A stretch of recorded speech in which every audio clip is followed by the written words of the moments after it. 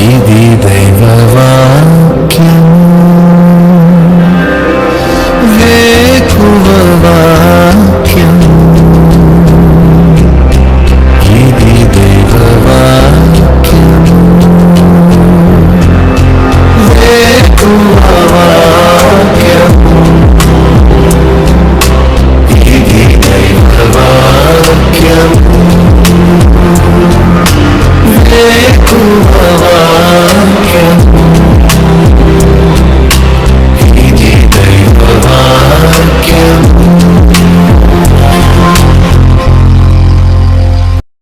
వేకువ వాక్యము వేకపోడు కొరకై పరిశుద్ధ గ్రంథం బైబిల్లో నుండి కీర్తన 134 2వ వచనం. పరిశుద్ధ స్థలం వైపు మీ చేతులెత్తి యెహోవాను సన్నతించుడి. ఈ ఉదయకాల సమయంలో దేవుణ్ణి మనము చేతులెత్తి స్తుతించాలి, చేతులెత్తి ఆరాధించాలి, చేతులెచ్చి ఘనపరచాలి. ఈ 134వ కీర్తన కేవలం 3 వచనాలే ఉన్నప్పటికీ బైబిల్ గ్రంథంలో చిన్న కీర్తన అయినప్పటికీ పెద్ద ప్రాముఖ్యత ఈ కీర్తనకు ఉంది. ఈ కీర్తన ఆరోహణ కీర్తనలు లేదా యాత్రా కీర్తనల్లో చివరి కీర్తన. బైబిల్ గ్రంథంలో 120వ కీర్తన నుంచి 134 వరకు 15 కీర్తనలు యాత్రా కీర్తనలుగా పిలువబడుతున్నాయి.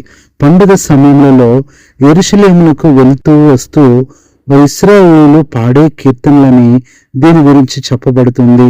అంతేకాదు ఇశ్రాయేలీయులు యెరూషలేము ఎక్కుతున్నప్పుడు 15 మెట్లు, ఒక్కొక్క మెట్టు దగ్గర ఒక్కొక్క యాత్రా కీర్తన, ఈ 15 కీర్తనలు పాడుతారు అని బైబిల్ పండితులు చెప్తున్నారు. ఏది ఏమైనప్పటికీ కూడా ఈ 134వ కీర్తన ముగింపు కీర్తన. మన చేతులెత్తి ప్రభువును ఎందుకు స్తుతించాలంటే ఇంతవరకు మన ఆత్మీయ యాత్రలో దేవుడెంతో కాపాడుతూ వచ్చాడు, యాత్రా జీవితంలో సహాయం చేస్తూ వచ్చాడు. పగలను లేక రాత్రిని లేక దేవుడు కాపలా కాస్తూ వచ్చాడు, భద్రపరుస్తూ వచ్చాడు. ప్రతి పరిస్థితిలో కూడా ఎన్ని శత్రువులు, శోధనలు, బాధలు, సమస్యలు ఎదురైనప్పటికీ కూడా దేవుడు తోడుగా ఉన్నాడు. ఆత్మీయ యాత్రలో భద్రతనిచ్చాడు, కాపుదలనిచ్చాడు. ఈ కీర్తన మనకు నేర్పే పాఠం ఒకటే, ఆరాధన మరియు ఆశీర్వాదం. నువ్వు దేవుడిని ఆరాధించినప్పుడు దేవుడు నిన్ను ఆశీర్వదిస్తాడు.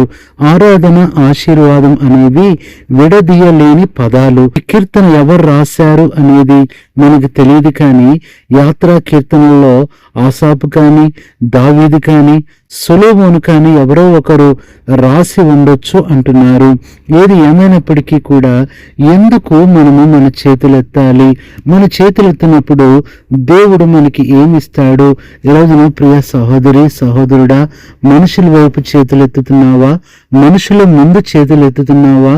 మనుషుల కొరకు చేతులెత్తుతున్నావా? నీ చేతులు ఖాళీగానే ఉంటాయి, కానీ ఏ దీవెన సహాయమో నీకు రాదు. దేవుని వైపు మనం చేతులెత్తినప్పుడు మనకేం కలుగుతాయి? పరిశుద్ధ గ్రంథం బైబిల్లో నుంచి నిర్గమకాండం 17వ అధ్యాయము 11 నుంచి 13 వరకు మోషే చేతులెత్తినప్పుడు ఇశ్రాయేలు గెలిచారు. మొట్టమొదట మనము చేతులెత్తినప్పుడు దేవుడు మనకి విజయాన్ని ఇచ్చేవాడుగా ఉంటున్నాడు. రెండవదిగా చూస్తే కీర్తన 134 2, 3 వచనాల్లో ఆశీర్వాదం. దేవుని వైపు మన చేతులెత్తినప్పుడు సియోన్లో నుండి యెహోవా మనల్ని ఆశీర్వదించేవాడుగా ఉంటాడు. మూడవది సమాధానం. కీర్తన 143 6, 7 మనం దేవుని వైపు చేతులెత్తినప్పుడు ఆయన మన మొరను ఆలకిస్తాడు, మనకి సమాధానం ఇస్తాడు. నాలుగవదిగా చూసినట్లయితే మనం ఆయన వైపు చేతులెత్తినప్పుడు కలిగేది సంతోషం కలుగుతుంది. 63వ కీర్తన 4, 5 వచనాలలో అదే అంటున్నాడు, నీ నామమును బట్టి నా చేతులెత్తెదను, దేవుడు సంతోషాన్ని, సంతృప్తిని ఇచ్చేవాడుగా ఉంటున్నాడు.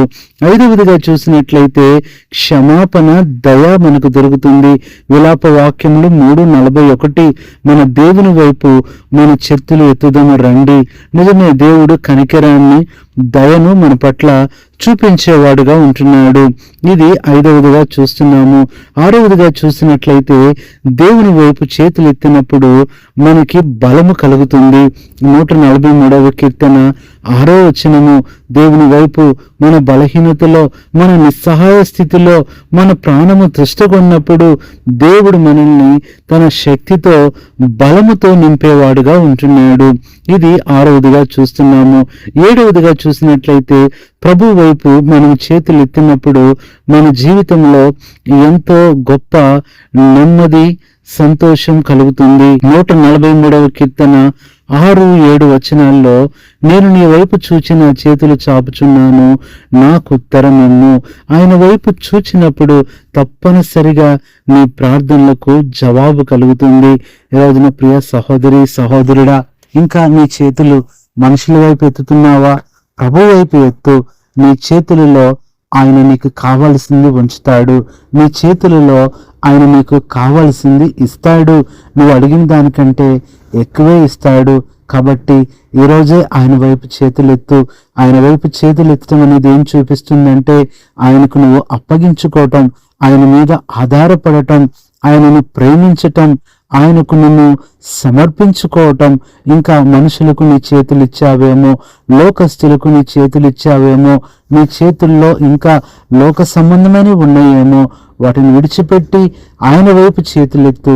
ఇప్పుడే దేవుడు నీకు కావలసిన ఈ 7 దీవెనలు, ఆశీర్వాదాలు నీకు ఇస్తాడు. నీకు కావలసిన నెమ్మదిస్తాడు, నీ అవసరాలు తీరుస్తాడు. అలాంటి కృప దేవుడు నీకు దయచేయనట్లు ఆయన వైపు చేతులెత్తడానికి ప్రభు మనకు సహాయం చేయునుగాక.